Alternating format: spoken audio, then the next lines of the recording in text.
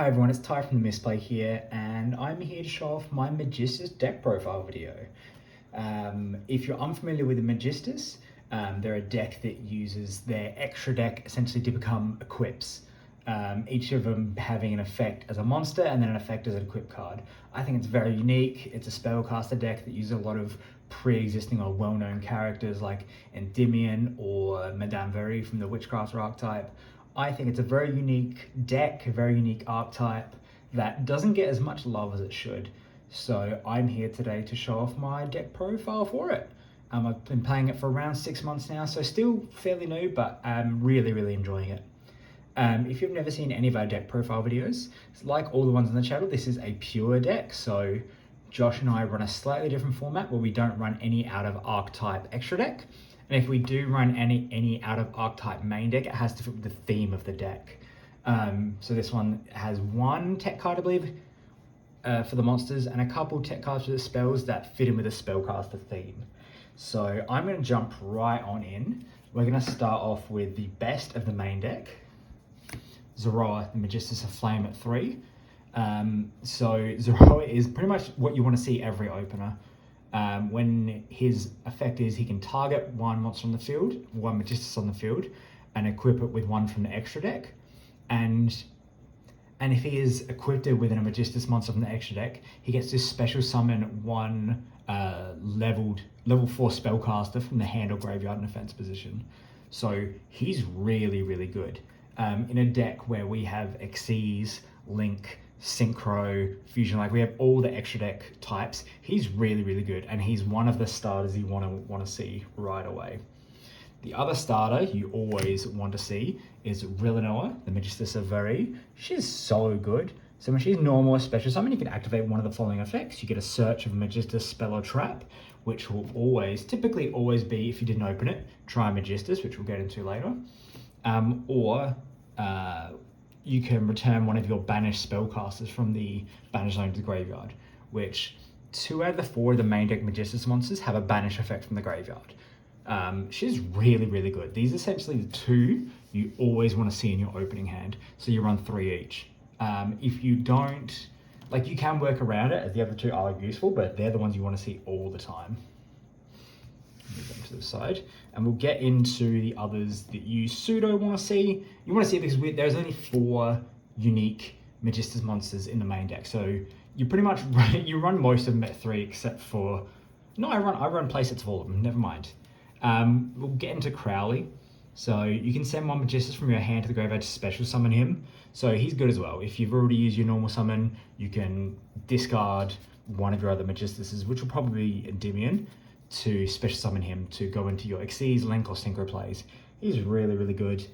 He does get to change his attribute when on the field, which I think is just a clever reference to him being of the invoked archetype and their use on attributes, because it doesn't play any effect in the Magistus deck at all, unless you use it for, well, it doesn't affect me, but I feel like it could affect in a meta deck if you're going to Bahamut Shark or any sort of like water rank 4s. Good card, run at 3. The last one, Endymion, the Magistus of Mastery, pretty good. Target one Magistus you control, equip it with a Magistus from the extra deck. So similar to Zoroa, but not as incredible. Again, you run them at 3 because that's all the main deck monsters from the Magistus archetype. So they're good, but these are the absolute must-haves. Run at 3. These you could probably get away with running 2 each if you wanted. And then for the one tech monster I mentioned before, Witchcrafter Golem. Golem Rouge is very alright. I do enjoy this card. So when your opponent activates effect that targets a spellcaster, because they are all spellcasters, including the extra deck as well, or most of the extra deck. The only extra deck you really want on the field at all times is spellcasters. Target one card your opponent controls, or one Witchcrafter, spell in your graveyard, special summon this and then return to the hand. So essentially it's a bounce when they target one of your spellcasters with an effect, and she just returns to the hand afterwards. So she's sort of a bit of a hand trappy. I think it's in archetype. I don't really run Witchcrafters. I just think it's a fun little throw in. And that is all the monsters in the archetype. I can't stress this enough. Zoroa is absolutely incredible. So damn good. I run a hefty amount of spells, so we'll get into it real quick. So I run a playset of Magistus. First time a Magistus monster with an equipped card would be destroyed by battle each turn. It is not. It also has the effect of once per turn, you can either special summon a level 4 spellcast from your hand, or you can send this face-up card to the graveyard, special summon as many Magistus monsters with different names from your hand.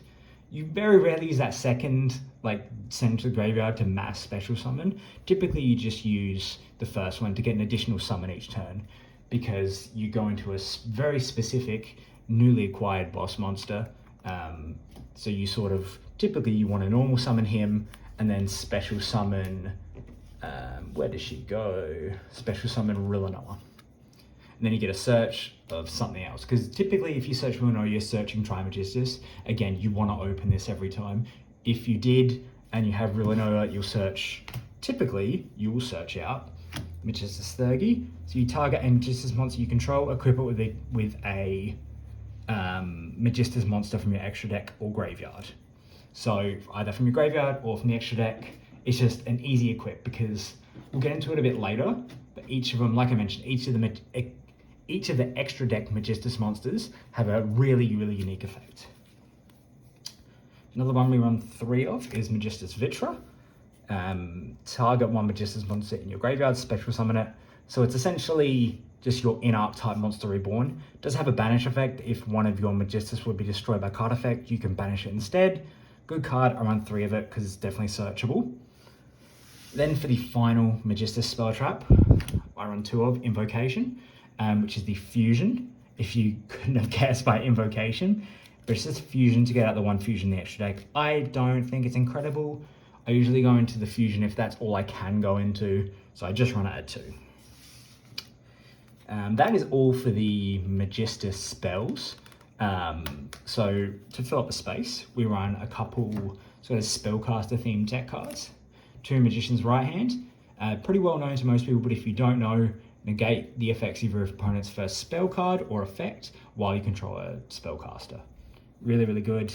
Magician's Left Hand, which is the same but for traps. I run 2 Grand Spiritual Art Itrons. Negate your opponent's first monster effect that resolves while you control a spellcaster with 1500 defense, which is Zoroa, or Zoroa the Conflagrant Flame, or as I typically call him, his Japanese name, Daimon. They both have 1500 defense. So they're both, if you can get this and this, and you know, we'll get into him later, but it's a crazy fun lock. And because we do control an Endymion card of the deck, I run 2 Spell Power Mastery, because if we don't, you know, we do not have a big monster count, so if we don't draw into it, we do this to search. It's just an easy sort of continuity, sort of backup package if we don't draw any monsters. Then for Draw Power, Spellbook of Knowledge. I only run the 1. I don't think it's incredible in this deck, I just find it kind of fun. Upstart Goblin, Pot of Avarice, Pot of Dichotomy.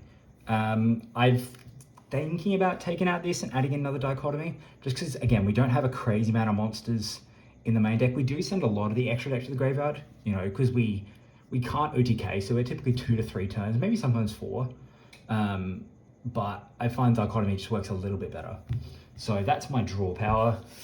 And then for spot removal, MST and Raigeki. I have a thing, I just love MST. Most of my decks have MST in them over Twin Twisters. I know Twin Twisters is better. I just like MST. And it's an ultra rare. So, and that is all the spells. Because we run so many spells, we only have room for 3 traps. HSD, Solemn Strike, Solemn Judgment. Again, spot removal, and just, we're a control deck, trying to stop your opponent from getting their big boys out. And that is the main deck. We'll go on to the stars of the show, the extra deck. I run 3 of the latest boss, the latest support, Zoroa, the Magistus Conflagrant Calamity. He is what this deck really was missing. They were missing a pure boss, because it felt like a bit of a toolbox with bad tools, right? You know how Shadow is like one of the best toolbox decks in Yu-Gi-Oh. This felt like handy down. You know what I mean? Like the leftover tools, the stuff you get from Kmart. But he really solves it. So when this card is synchro summoned, equip it with Magistus monster from your extra deck to this card. And so he has a very unique effect of your opponent cannot activate the effects of monsters with the same type, aka fusion, synchro, exceeds a link as a Magistus monster in your spell and trap card zone. And we run every single type in this deck. So theoretically, if your opponent tries to go into any of their extra deck stuff, they cannot activate the effects if you can load up your spell and trap card zone with these monsters.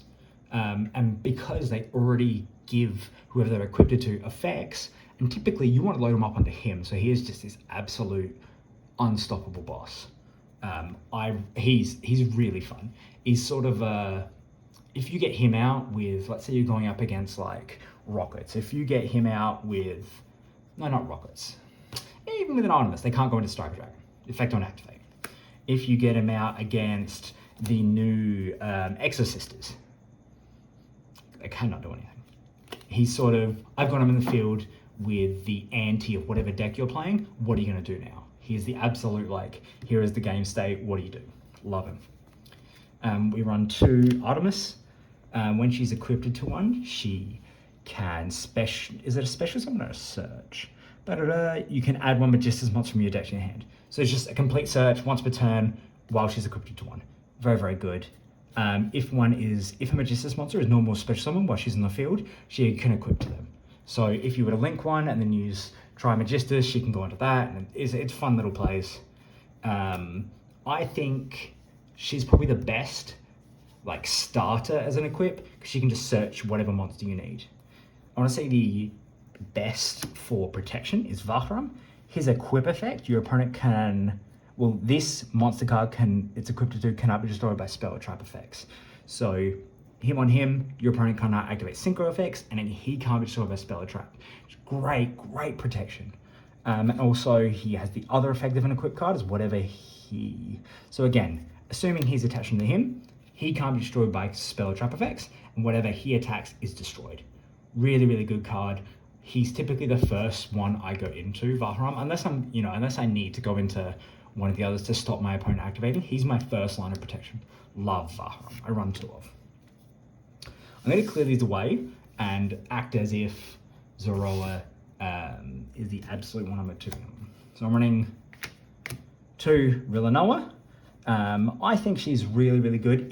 Before I used to go into Zoroa, I'd go into her a lot of the time because you can detach 1 material to special summon from the deck. Again, that's really good. And as an equip effect, she can target 1 monster your opponent controls and negate its effects to the end of this turn. Really good. It's not quick effect, so it's not like incredible, so it can only be done on your turn, but it's very good. Do love her. Run her at 2. We've got Iwas, the fusion. I have mixed feelings about Iwas, whether he's better as an equip or on the field. So as an equip, he'll give him 1,000 attack and defense. But on the field, right, if I was to use Invocation to special summon, he's essentially a crackdown. A quick effect crackdown whenever I want. Really good. Then the final Magistus monster, probably the most useless, I'd say, is Nina Ruru. While it's an equipped card, your opponent can make this can make up to 2 attacks, which can help if you're going for game, if you don't have lethal, or if you're using Vahram to, try and clear their board. And while this is equipped to the monster, you can target 1 Magistus card in your spell and trap card zone, and then 1 card your opponent controls and destroy it. So for the cost of getting rid of 1 of your equips, you can MST them. So she's alright, not my favorite. Very clearly, he is the best. He doesn't even have an equip effect. He is clearly just the boss. Okay. And that's pretty much it, guys. This is my Magistus deck. If you love it, if you hate it, let me know. If you think of any other ways I can improve it, let me know. Happy to hear it. Check out the other videos on the channel. Love y'all. Bye.